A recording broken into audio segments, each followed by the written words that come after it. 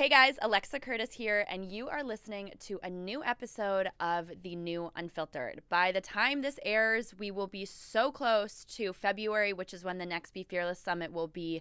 If you follow me on social media, if you don't, my Instagram is at Alexa_Curtis, and the website is lifeunfilteredwithalexa.com. You'll see that I have decided, probably for the most part, to step away from summits next year after this Yukon one and focus on building this app that I'm really excited about. And I had this idea about a year ago, which is when I launched Mentor Match, and I just feel like it feels like the natural progression of the company. And so I'm really excited about that and am thrilled to kind of embark on this new venture in my career. But for the podcast today, I'm really excited as well because I am in LA and I am interviewing my OBGYN, my gynecologist, and I have had so many over the years because I've lived in so many different cities. And finally, I have found the one that I don't care where I live at this point, I will fly to LA and I will go into Dr. Ghozland's office for anything that I am struggling with or even just questions that I have.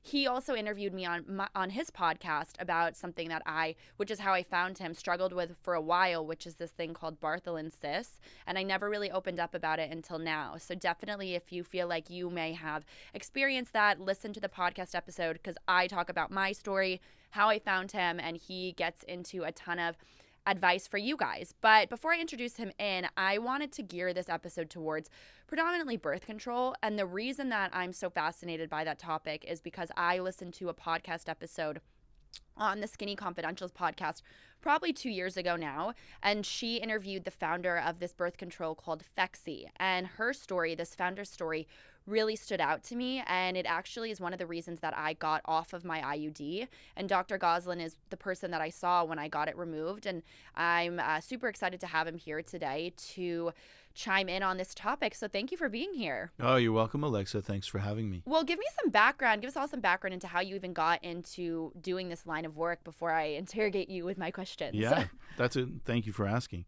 So I'm actually a second generation OBGYN. My dad is. I actually saw my first delivery when I was 6 years old. I grew up in France till I was 11. And I've always been around women's health. I mean, that's just been the topic in my household. That's always was very comfortable. And so I never had the intention when I went through medical school that I was going to become a gynecologist. Matter of fact, I really didn't want to do it initially because I saw how hard my dad worked. And he always missed my games and he was always delivering babies. But when I did my rotations and I did my first delivery, I called him. I'll never forget this. I was in New York City and I was applying to residencies and I was thinking either plastics, urology. And I called him and I said, Dad, I want to do what you do. And not one single day of my entire career have I gotten out of bed and said, I hate my work. I love what I do. I love educating people. It's a happy type practice. I don't see a lot of cancer cases. There's not a lot of deaths. It's really just personal relationship building, helping women through issues they have. And it's one of these things where you're in practice both in the office, in the hospital, you're operating, but yet you've got a really strong clinical relationship with your patients. So for me, it sort of crossed off all the check boxes on what I wanted to do. When I found you, it was because I was struggling with having these cysts that were reoccurring. Now, when I came to you, I wasn't expecting you to become my gynecologist. Sure. I honestly just was like, I'm going to go in and see you for this procedure. And I think what really stood out to you when I came into your office is at the time, I do believe I had the IUD. I started getting on the pill, I think, when I was 17, and then my mom was just really against the pill for whatever reason and kind of coerced me into getting the IUD. And so I was on that for a while. And you, to me, were just the person who I felt so comfortable asking these questions to, who really honestly answered them. So what is your overall perspective right now on birth control in America, on the women who are coming into you, what they're struggling with, what they're dealing with as repercussions to birth control, all of that? So bottom line, when it comes to birth control, first of all, there's things have changed and developed and progressed over the years that there's really a huge arsenal available to us of different types of birth control that can really help match your best lifestyle, what you're looking to achieve. For example, taking a birth control pill is great, and I highly recommend it. But for a lot of people, remembering to take the pill every day is really tough, and they forget. Maybe they're in college. They lead busy lives. They skip pills, and then all of a sudden they get a lot of breakthrough bleeding, and the efficacy of the birth control pill decreases. So that may not be a great option. Like you, Alexa, you're on an IUD. I'm a huge fan of the IUD. There's different types. They've actually improved so much over the years. You know, IUDs had a really bad rap in the 70s. But the IUDs today, you've got non-hormonal IUDs. So for some reason, if you're not able to take hormones, you don't want to take hormones, or you have risk factors that don't allow you to take birth control. Listen, not everybody can take birth control. So for example, just an easy one, let's say you're a smoker. Well, you're not a great candidate to be taking anything with estrogen in it. I didn't know that. Yeah, because it increases your risk of blood clots, of other issues involved, such as stroke. So you have to be really careful. Or if you get migraine headaches, you may not be a good candidate for estrogen-based birth control. So most IUDs either have progesterone-only medication in it or are made from copper. It's called Paragard. And they're non-hormonal, and they last. And the nice thing about IUDs is once they're in, you don't have to do anything, right? So that's the pro. So let's say you're 20 years old, you're about to go to college, and you really want the easiest, most effective, and least hassle type of birth control. IUDs are a great option because, look, it's a little uncomfortable when anybody places them, but there's new ones made for young women who've never had kids. So they're tiny. They're easier to slip in through the cervix into the uterus. They don't last as long, but they last 3 years. That's a long time. But the good news is they're effective the moment you place them, and you don't have to worry about it. And there's no estrogen. So if you are a smoker, or if you have a contraindication, or you just don't want that potential possibility of water retention or weight gain, or sometimes the pill with estrogen can make you a little more emotional than you're used to. Some of these IUDs are great options. Yeah. The downside to the IUDs is sometimes, we have to leave a little bit of string left at the cervix so that when the next person comes, they can easily pull it out. Well, guess what? Sometimes that string either gets buried over the years into the cervix, and it's really hard to get out. And then very, very rare, like so rare, maybe once in my career, have I had to take somebody to the operating room, put a camera through their cervix into the uterus, identify the location of the IUD, and remove it. I think the bigger factor is sometimes your partner may feel it during intercourse. And that can be really frustrating because a lot of the strings are a little hard and they can be very uncomfortable. And all of a sudden, you'll be running to my office saying, "Oh my God, my partner told me it hurt him so much, and I don't want to take this out." And what we can do is trim the string to make it a little bit smaller. And sometimes I tell everybody this: look, no birth control is a prison sentence. So even if I say the birth control is good for 3 to 5 years, a lot of times a year later you meet the perfect person and you're ready to start a family. You come in, we pull it out, and there you go. Yeah. Right? Or if you don't like it, you don't like the way it makes you feel, same thing. So those are the pros and cons of IUDs. The other con to the IUD, but really I don't even know if it's a con, is it's you'll sometimes read that IUDs increase the risk of ectopic pregnancies. That's pregnancies that are formed outside of the uterus in the fallopian tubes or somewhere else. The reality is, if you compare ectopic pregnancies to the general population, patients with IUDs have less ectopic pregnancies because remember, it's 99% effective, and this time it's not subjective on how often you remember. This is true efficacy because once it's in. We're not relying on you taking a birth control pill. So the risk of ectopic pregnancy is actually less. But if you do get pregnant and you have an IUD in, it is more complicated because one, there's a higher incidence of a pregnancy developing outside the uterus. And second, if it does develop inside the uterus, all of a sudden you've got an IUD in the uterus where there's a pregnancy. So what do? Do you pull out the IUD? Do you leave it in and let the pregnancy develop? Well, you actually are recommended to pull it out. And if you do, there's really most likely you're going to miscarry. So there are some downsides. But again, these downsides are rare because the incidence of pregnancy is so low. So those are the only downsides to IUDs. And like I said, if you don't like the way it makes you feel, you just come in and remove it. It's actually easier to take out than it is to put in. I want to preface this conversation too by saying I never had any issues with my IUD. I was on the pill, I got off of it, and I had the IUD. It was the non-hormonal one, and I think it was Marina, So Skyla. the non-hormonal is Paragard. Paragard. Okay, so that's what I had, and it was 3 years, and I got it taken out, and I think it was 2 years. I never had any issues. The issue for me was that I just, when I listened to that episode of that doctor who described her experience with the pill, I felt like I was old enough to be responsible enough to where I just didn't want this for an object in my body. Now, a few things you said definitely seem like the most severe cases. I do have a friend of mine from Boston. She did have an ectopic pregnancy, but was also told, and she had an IUD. That was so rare.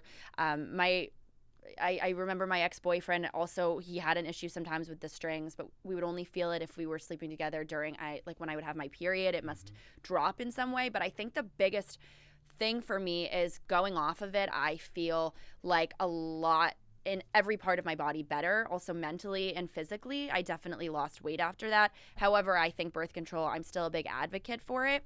But I'm curious, in your opinion, is there one form that you think is the best for people, for young women in their 20s to be looking into? Is it the IUD? I mean, I would probably say the answer is twofold. One, I really because we have so many different kinds, when you see your healthcare provider, they're going to really try to customize the birth control based on your risk factors, based on what you're looking to get from the birth control. And third, also your lifestyle, right? And that brings me to another question. By the way, there is no birth control that's going to protect you from STDs, you guys. So even if you're taking the pill, the IUD, and you're not in a monogamous relationship, you still should wear protection every time you have intercourse, because regardless of the birth control type, you're still at risk for any type of STD. But probably the easiest, if somebody was coming in for a first-time birth control consultation, and let's say they're like you when you first had it, and they're 17 years old. Well, teenagers, we know, have a hard time because they're more prone to acne, they're more prone to irregular periods, more severe cramps, and that's because the pituitary, which is a gland in your brain, and your ovaries, there's a pituitary hypothalamus axis with your ovary, and it's not quite mature in your teenage years. And so putting somebody on birth control pill in their teenage years, maybe not even used for pregnancy prevention. It could be used for acne prevention, for birth control, for regulating your cycle, for making your cycle less heavy, less crampy. There's so many reasons why we choose certain birth control. So for example, if you came in and you had really heavy periods, we would sit down and talk about birth control, IUDs, but for example, the non-hormone IUD would be useless to us because it wouldn't do anything to affect or change or improve your periods or your acne because there's no hormones in it, right? So you really want to base it on somebody's history. That's so interesting. I don't know if any of you guys remember this episode, but I first came across birth control, I think, on a Keeping Up with the Kardashians episode years ago when Kendall Jenner was 12 years old and she had to go on birth control because of her acne. Now, I never struggled. I'm really lucky. I never had a heavy period. I've never really struggled with acne. That being said, I only really went on it because of intercourse. So I never experienced that, but I totally see that someone would use that as, a measure to fix any of those things that they're struggling with. I actually have a good friend of mine, and she has called me so many times that her gynecologist is so pro birth control. And I think that a little bit different from you, when I feel like you're a lot more accommodating and understanding. A lot of young women go into a gynecologist and are almost forced to get on the pill, forced to get on some type of protection. And I totally understand it. But I also think that there's a larger conversation there towards long-term goals and just overall how well you're feeling. So would you say that from what you've noticed that it is a huge push in the U.S. to get women on birth control? Well, I think birth control is very accepted in the United States, and it's not a taboo subject or topic. And so, moms aren't nervous or shy away from having that discussion with their daughters. I think that, young women come to my practice and they're being smart. They're going to college and they don't want to get pregnant. They have aspiring careers. They want to make sure that they're protected, or for other reasons like acne, painful periods, whatever the reason. But I think we are very open and we definitely promote birth control use widely in the United States.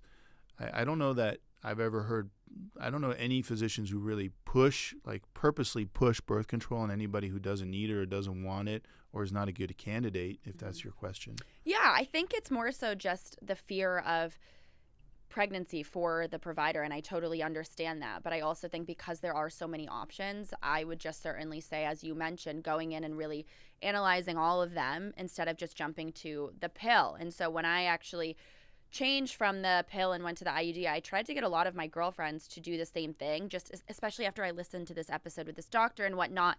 But the biggest concern for all of them is they're like, I'm too scared of the pain. They are too scared of the pain of the IUD. And I totally get that. I have to say, when I first got it in, it's like a slightly traumatic experience. I mean, that is a type of pressure and a pain that you can't even really pinpoint. All I can say is it's totally worth it, and it is over so fast. But why, when you put an IUD in, is there that like shock to that just moment of just terror and pain? Yeah, I mean, great question, and you're right. Look, putting IUDs is no walk in the park. It's not my favorite thing to do, not because it's complex or difficult, because it makes people feel uncomfortable, and it's very crampy. So first of all, just to the listeners out there, if you do choose an IUD and you're really nervous about the pain, I usually recommend that my patients take some Motrin or some Advil a few hours before the procedure, just to lessen some of those cramps. Because when you put a foreign object inside the uterus, your body is going to react and basically it's like, what is going on here? What is in my uterus? And so you're going to get a lot of contraction type pains. And not only that, I always describe it as the cervix as like the front door, right? You have to open the front door, and for women who've never had babies, this is the first time their cervix has ever been dilated. Mm-hmm. And that's, I have to use an instrument. They're called dilators, and I have to start with the smallest size and incrementally go up until I get to the size of the diameter of the IUD. There's the IUDs today have different diameters. That's why I mentioned there's some new ones made for women who haven't had children, because the diameter is much smaller. So I don't have to dilate them as much, which makes it a lot easier to insert. The other thing is, look, if you go with a partner, maybe, and you have somebody to drive you home, maybe you can ask them to give you something to relax, like a Xanax or something before the procedure.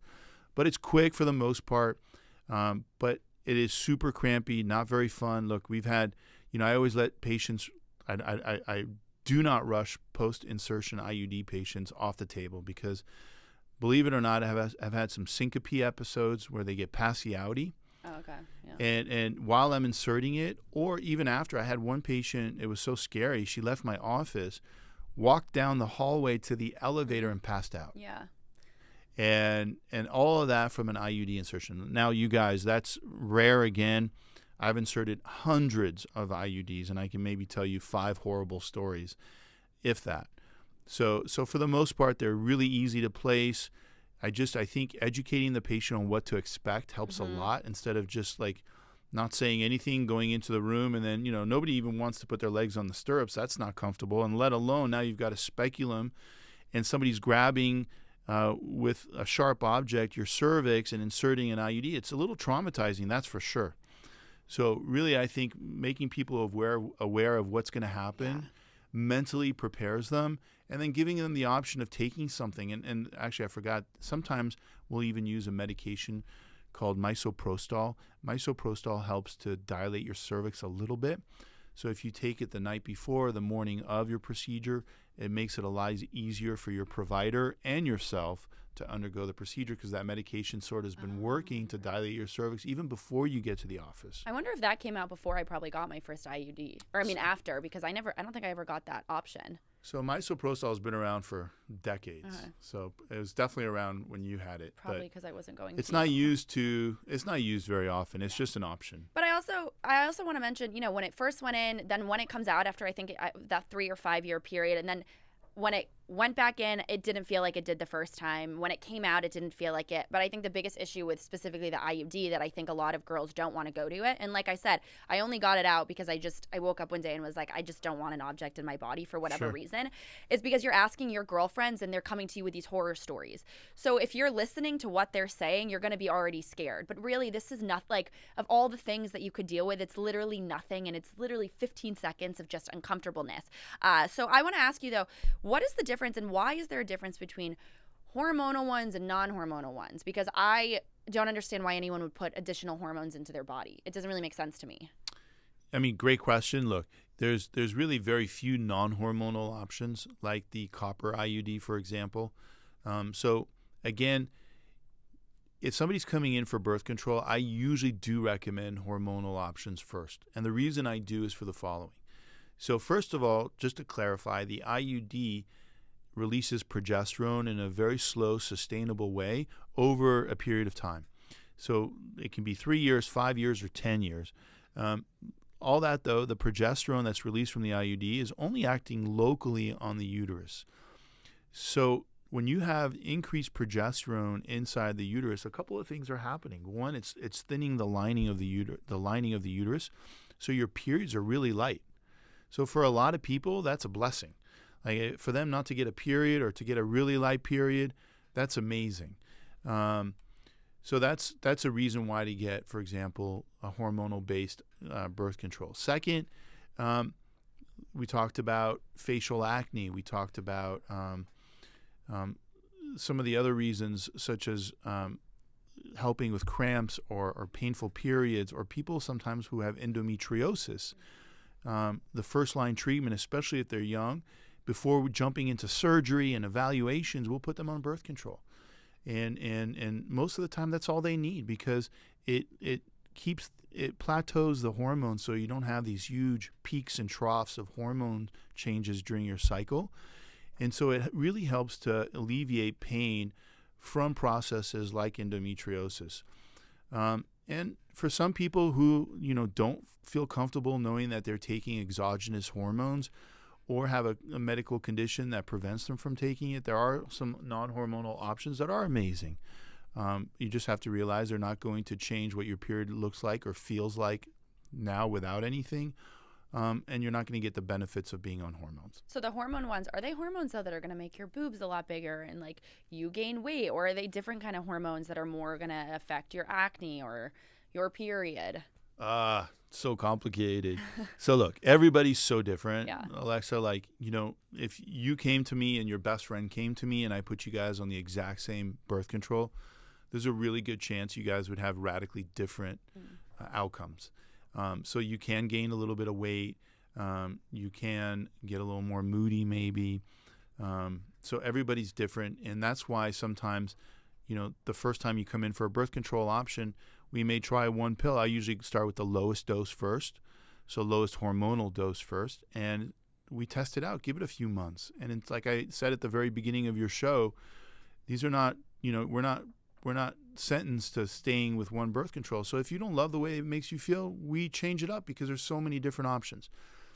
The second question I get asked a lot is, well, I've been on birth control, Dr. G, for 10 years, and I do want to have a family. And is this actually going to affect me having kids down the road? Or I don't know that I feel so comfortable having this extra estrogen, and I don't want to get cancer from this. What are my risks? So these are real questions and things that people really struggle to understand, and they're scary.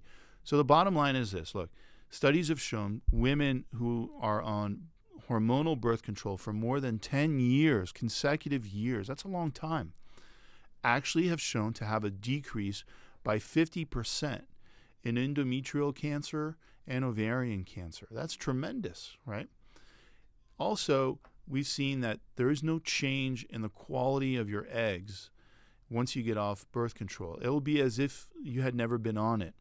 Now, certain birth controls, maybe you may need to wait a month, 2 months, 3 months before you start trying, but that's something that you plan out with your healthcare. So a lot of times when somebody comes in, they're going to get married in January, and they don't want to have their period, or they don't want to worry about their honeymoon, but then they want to start a family. So we take them off birth control right after their honeymoon and give their body a chance to relax, put them on prenatal vitamins, because prenatal vitamins is really recommended optimally to be on it for 3 months trying before conception. So it gives us a grace period to kind of free your body and get rid of any extra hormones, and then start a family. I think for me, when I last came into you, I remember, or even right before, maybe when I had gotten it switched out before getting it again, and I was just, I think, interrogating you with questions because I was just trying to understand as I got older, is it normal that I don't have a period? And I really enjoyed that. I mean, I didn't have a period the whole time of birth control while I had the IUD. And now I use this app called Flow to kind of like track my cycle and stuff, but that's really odd. Why does that happen? So for the exact reason, so most birth controls will thin out the lining of your uterus. So think of it, you know, the uterus has inside, it's kind of like a balloon on the inside where the baby grows, but the inside lining thickens, and when you're ready to have your period, it sheds. And that shedding is what's causing your bleeding to occur, right? But if that birth control you're on is keeping that lining so thin, when it's time for your menstrual cycle to occur and your body goes through the motion, I don't want you to think that it doesn't, there's nothing to shed from. So you either get just a little tiny bit of spotting or you don't get anything. And like you, most people love that ability not to worry about their period. Mm-hmm. This has been such an informative discussion, and I know that this could go on for hours about birth control, but what would you suggest? If I could ask you one last thing, I would say if you're a woman right now who's on birth control and is struggling with side effects, like what type of side effects in theory besides, say, anxiety, which I feel like I dealt with all the time on birth control off of it, what type of side effects should stand out to you that you should go and get seen and potentially switch your birth control? I think if you start getting migraine headaches, especially with aura, that means like you get some sort of smell before your migraine headache comes on. That's a big no-no. Make sure you definitely tell your healthcare provider because you want to switch birth control. Let's say that you're on birth control and you start noticing a lot of tenderness in your calves. You know, we want to make sure that you don't have any blood clots, and so you want to get what's called Doppler ultrasounds of your lower extremities. So these are little things that are big red flags in the hormone world. Or let's say you started smoking and you became a smoker, or you just found out that your mom has breast cancer and she's really young and you tested positive for what's called the BRCA gene, which is a whole different conversation. These are all things that when I talk about taking somebody's medical history and not that's why I don't consider any birth control as just my go-to, because it really depends on all of these different factors in order to match somebody with their best option. Well, thank you so much for offering all this insight. Where can everyone find you on social media or book an appointment with you? Thank you. It was actually a lot of fun being here on with you. So you guys, you can find me. My website is davidghozland, GHOZLAND.com, davidghozland.com. I'm on Instagram at davidghozlandmd. And my office phone number is 310-393-9359.